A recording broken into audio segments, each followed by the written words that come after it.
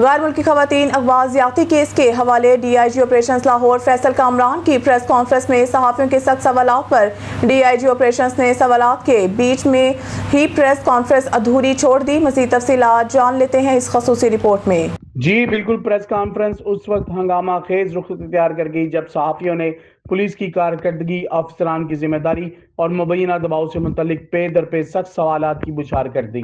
کشیدہ ماحول میں ایک سوال کے جواب میں ان کا کہنا تھا، غیر ملکی خواتین کا کیس سی سی ڈی کو نہیں جائے گا۔ اغوا اور تاوان سی سی ڈی کے دائرہ اختیار میں آتا ہے، لیکن جہاں اینٹی ریپ قوانین کے تحت شیڈولڈ کیس آ جائے تو اس کے لیے S S I O you بنا ہوا ہے، اس لیے لاہور پولیس یہ کیس خود دیکھے گی۔ پریس کانفرنس کے دوران صحافیوں نے ڈی آئی جی فیصل کامران سے سوال کیا کہ آپ کی سپرویژن میں ایس ایچ او جج کے گھر گیا، کیا اس واقعے کی خلاف کی ذمہ داری قبول کرتے ہوئے آپ کو استعفیٰ نہیں دے دینا چاہیے؟ اس دوران ایک صحافی نے یہ سوال بھی اٹھایا، کیا آپ میری نوکری سے نکلوانے کے لیے میرے دفتر نہیں گئے تھے؟